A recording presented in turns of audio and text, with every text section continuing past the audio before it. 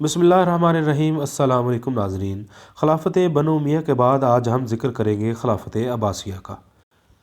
خلافت بنو امیہ کے بعد خلافت عباسیہ کا دور شروع ہوا، جس میں جدید علوم سائنس دین اسلام کے اشاعت کا سنہرا دور کہا جا سکتا ہے، جس میں علماء، حکماء، سائنسدان پیدا ہوئے، تحقیق و تصنیف کے ادارے قائم ہوئے اور تمام علوم کو کتابی شکل دی گئی۔ دینیات کی بنیاد پر فقہ و حدیث کی تدوین بھی اسی عہد میں ہوئی۔ کرۂ ارض کی پیمائش کا صحرا بھی خلافت عباسیہ کے حکمرانوں کے سر ہے۔ زوال پذیر ہونے کے ساتھ ساتھ مسلمانوں نے اپنی ترقی کو کیسے جاری رکھا، یہ سب ہم آپ کو اس ویڈیو میں تفصیل کے ساتھ بتائیں گے۔ ناظرین، آپ دیکھ رہے ہیں مسلمان سائنسدان سیریز۔ 750 میں خلافت بنو امیہ ختم ہوئی اور خلافت عباسیہ قائم ہوئی۔ یہ بھی اموی حکومت کی طرح بادشاہت تھی اور حقیقی معنوں میں خلافت نہیں تھی۔ یہاں بھی باپ کے بعد بیٹا، بھائی یا کوئی قریبی عزیز حکمران ہوتا تھا۔ بادشاہت کے خاتمے اور خلافت کے احیاء کی کوششوں کا خیال اب مسلمانوں کے سیاسی نظریات سے تقریباً خارج ہو چکا تھا۔ یہی وجہ ہے کہ اس دور میں کسی نے احیاء خلافت کی کوشش نہیں کی، جیسا کہ بنو امیہ میں عمر بن عبدالعزیز نے کی تھی۔ اب احیاء خلافت کا مطلب یہ سمجھا جانے لگا کہ اگر ملوکیت اور بادشاہت میں تبدیلی آئے بغیر حکمرانوں کو اسلامی احکامات پر عمل کرنے پر آمادہ کر دیا جائے تو اسے گویا احیاء خلافت کہا جا سکتا ہے۔ عوام میں صحیح اسلامی حکومت کے قیام کی جو خواہش تھی، اس سے عباسی خلفاء نے پورا فائدہ اٹھایا اور لوگوں کو یقین دلایا کہ وہ صحیح اسلامی حکومت قائم کریں گے۔ خلافت عباسیہ کے قیام سے سائنسی تحقیقات کا وہ دور شروع ہوتا ہے جسے ہم اسلامی سائنس کا عہد زریں کہہ سکتے ہیں۔ اس سلطنت کا پہلا حکمران اگرچہ ابو العباس صفا تھا، لیکن اس کا حقیقی بانی ابو جعفر منصور ہے۔ منصور نے 22 سال کی حکومت کی اور اس کا ایک بڑا کارنامہ بغداد کی بنیاد ہے۔ منصور کا دور حکومت سائنسی ترقی کے لحاظ سے بہت ممتاز ہے۔ بنو امیہ کے زمانے میں تعلیم زیادہ تر زبانی ہوتی تھی اور کتابیں لکھنے کا رواج زیادہ نہیں تھا۔ منصور کے دور حکومت میں تصنیف و تالیف کا کام باقاعدگی سے شروع ہو گیا۔ منصور خود بھی عالم تھا اور اشاعت علم سے گہری دلچسپی رکھتا تھا۔ اس کے دربار میں علم و فن کے ماہر اور عالم جمع رہتے تھے۔ منصور پہلا حکمران ہے جس نے یونانی، سریانی، فارسی اور سنسکرت میں لکھی ہوئی کتابوں کو عربی زبان میں ترجمہ کرایا۔ یہ کتابیں عام طور پر ریاضی، طب، فلکیات اور فلسفہ سے متعلق تھیں۔ یہ وہ سائنسی جدید علوم تھے جن سے اس وقت تک عربوں یعنی مسلمانوں کو واقفیت نہیں تھی۔ اس طرح مسلمانوں نے منصور کے دور میں سائنسی ترقی کی طرف ایک اہم قدم اٹھایا۔ منصور کے بعد پہلے اس کا بیٹا مہدی اور پھر اس کا پوتا ہادی یک بعد دیگرے تخت خلافت پر متمکن ہوئے۔ ان دونوں کا عہد مختصر بھی اور کسی غیر معمولی واقعے سے خالی بھی نہیں۔ ہادی 1.25 سال کی حکومت کے بعد انتقال کر گیا اور اس کی جگہ اس کا بھائی ہارون تخت نشین ہوا۔ کیونکہ منصور اور ہارون کی خلافت کے درمیان محض 10 سال کا عرصہ ہے، اس لیے جو سائنسدان منصور کے دربار سے تعلق رکھتے تھے انہوں نے بالعموم ہارون الرشید کا زمانہ بھی دیکھا تھا۔ اس عہد کا سب سے نامور سائنسدان جابر بن حیان ہے۔ ہارون علماء اور سائنسدانوں کی بڑی عزت کرتا تھا۔ جب وہ اس کی کوتاہیوں پر تنقید کرتے یا ملامت کرتے تو وہ برا نہ مانتا اور اپنی غلطیوں کا اعتراف کر لیتا تھا۔ دوسری زبانوں کی کتابوں کا عربی میں ترجمہ کرنے کے جس کام کو منصور نے شروع کیا تھا، ہارون نے اس کو مزید ترقی دی۔ سائنسی علوم کی ترقی کے لیے خلیفہ مامون الرشید کی کوششیں تاریخ کا سنہری دور ہے۔ وہ خود بھی ایک بڑا عالم تھا، خلفاء میں اس کے برابر کا کوئی دوسرا عالم نہیں تھا۔ وہ حافظ قرآن تھا اور دینی علوم سے گہری واقفیت کے علاوہ اس کو علم و حیات اور ریاضی سے بڑی دلچسپی تھی۔ اس نے ریاضی اور فلکیات کے ماہرین کی مدد سے 2 مرتبہ کرۂ زمین کی پیمائش کرائی۔ دوسری زبانوں سے عربی ترجمے کا کام مامون الرشید کے زمانے میں اپنے عروج کو پہنچ چکا تھا۔ کہا جاتا ہے کہ مامون اپنے خواب کی وجہ سے سائنس اور فلسفے کی طرف راغب ہوا۔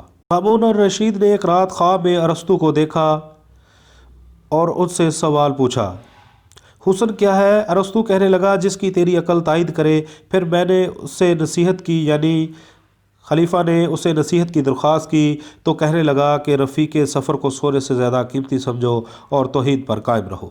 صبح اٹھ کر مامون الرشید نے خواب سے متاثر ہو کر اس یونانی فلسفی کے بارے میں مزید باتیں جاننے کے لیے شاہ روم کو خط لکھا کہ مجھے ارسطو کی کتابیں چاہیے۔ اس سے قبل شاہ روم مامون سے بہت ہزیمت اٹھا چکا تھا۔ شاہ روم کو مامون کی اس فرمائش پر بہت افسوس ہوا، کیونکہ ارسطو اور دیگر یونانی فلسفی اور سائنسدانوں کی کتابیں ضائع ہو چکی تھیں۔ چنانچہ اس نے اپنے درباریوں اور حکام سے کہا کہ مسلمانوں کے بادشاہ نے مجھ سے کتابیں طلب کی ہے، لیکن صد افسوس کہ میں اس کا یہ مطالبہ پورا نہیں کر سکتا۔ ایک راہب نے کہا کہ آپ کا مقصود میرے پاس موجود ہے۔ کیسر روم اس پر بہت خوش ہوا اور کہا کہ ارسطو کی کتابیں کہاں ہیں؟ تو راہب نے بتایا کہ وہ ایک پرانی عمارت ہے، اس میں موجود ہے۔ شاہ روم اس راہب کے ہمراہ اس قدیم عمارت میں گیا، ایک طرف سے کتابوں کی 5 بوریاں بندھوائیں اور خلیفہ مامون الرشید کو بغداد میں بھجوا دیں۔ یہ کتابیں افلاطون، سقراط، ارسطو، اقلیدس، بطلیموس اور دوسرے فلسفی اور سائنسدانوں کی تصانیف پر مشتمل تھیں۔ یہ کتابیں مامون الرشید نے بیت الحکمت میں جمع کرا دی۔ یہ ایک علمی ادارہ تھا جس کی بنیاد خلیفہ مامون نے جند شاہ پور کی قدیم درسگاہ کی طرز پر بغداد میں رکھی تھی۔ بیت الحکمت کا بنیادی کام یہ تھا کہ ان فلسفیانہ اور علمی تصاریف کا یونانی سے ترجمہ کیا جائے جو روم سے لائی گئی تھی۔ بعض مورخین کے مطابق ہارون الرشید کے زمانے میں بھی یہ کتب خانے موجود تھے جہاں یونانی علوم کا ترجمہ شروع کیا گیا تھا۔ مامون الرشید نے محض تحریک میں زندگی کی ایک نئی لہر پیدا کی جس کا مقصد اسلامی فکریات کا فروغ تھا۔ بیت الحکمت سے فلکیات کی رصد گاہیں بھی ملحق تھیں، ان میں سے ایک بغداد اور دوسری دمشق میں قائم کی گئی تھی۔ خلیفہ متوکل کے زمانے میں جو نیا رد عمل ہوا تھا، اس کی وجہ سے بیت الحکمت کے وجود کی اصلی صورت باقی نہ رہی، اگرچہ بغداد میں 9ویں صدی عیسوی کے دوران بہت سے علمی کتب خانوں کا ذکر ملتا ہے جو مختلف افراد کی ذاتی کوششوں کے مرہون ملت تھے۔ علاوہ ازیں خلیفہ معتضد نے ایسے کئی علماء کے کام کی ہمت افزائی کی جنہیں اس نے اپنے محل میں مقرر کر رکھا تھا۔ آگے چل کر صرف فاطمیوں نے اس قسم کے سرکاری اداروں کی بنیاد رکھی، جن میں سے اہم ترین وہ دارالحکمت تھا جسے خلیفہ الحاکم نے 1005 میں قائم کیا تھا۔ خلافت عباسیہ میں فکری نظام کا تعلق ہے، عباسیوں کے ابتدائی دور میں معتضد کو بہت مقبولیت حاصل ہوئی۔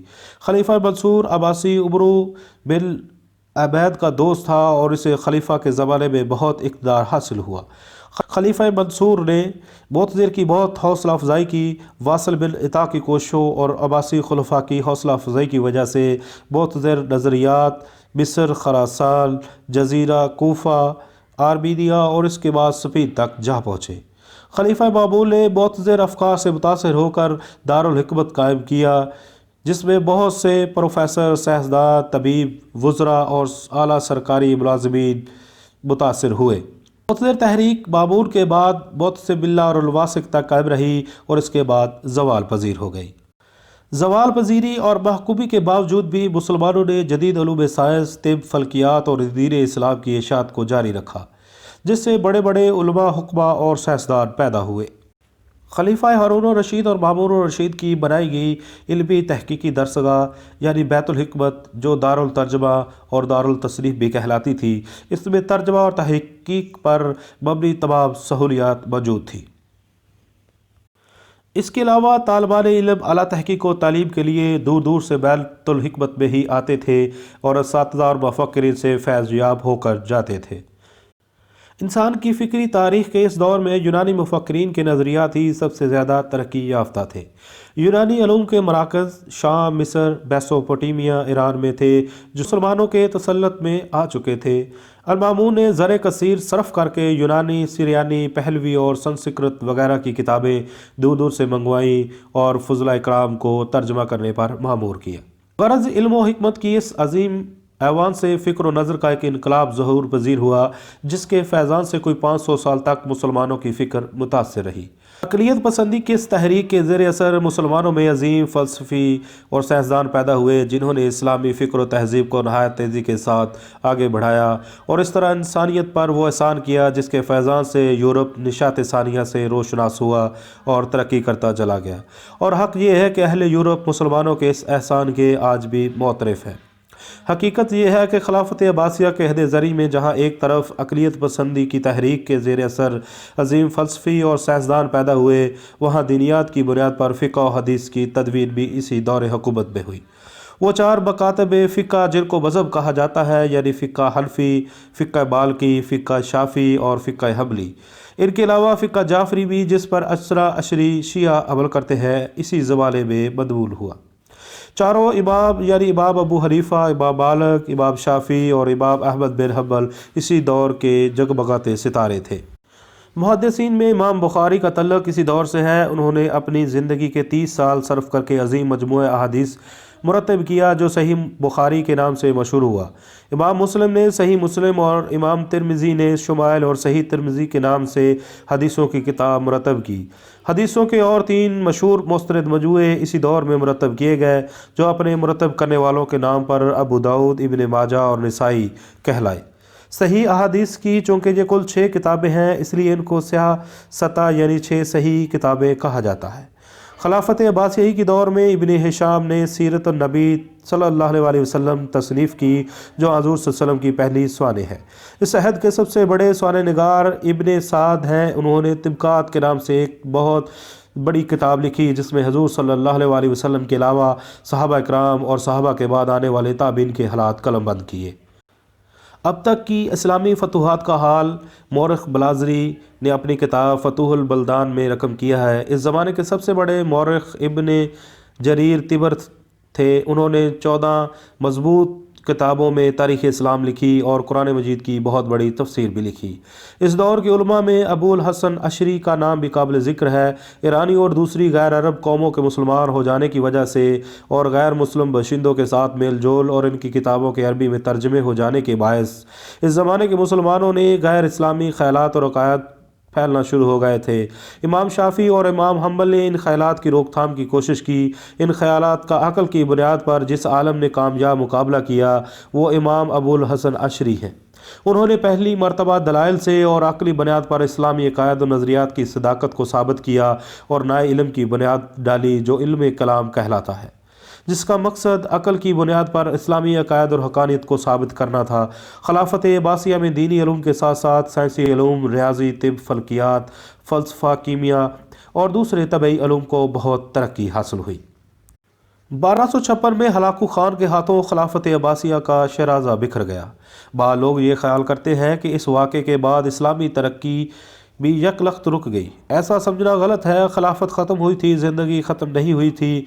ममालिक भी वही थे, मुसलमान भी वही। ज़वाल आया था और ज़वाल आबादगी में भी एक अरसे तक बाद अशख़ास हुकूमतों के ज़ेर सरपरस्ती बग़ैर सियासी उलूम के हसूल और तरक्की के लिए कोशा रहे। खिलाफत अब्बासिया का ज़वाल भी अपनों की गद्दारी की वजह से हुआ। मुहर्रम और हराम 1258 में हलाकू ख़ान तवील मुहासरे के बाद इब्न हलकमी वज़ीर की गद्दारी और नसीरुद्दीन तूसी की तरगीब पर बगदाद पर कब्ज़ा किया। सारे शहर को कत्लेआम के बाद नज़र आतिश कर दिया गया।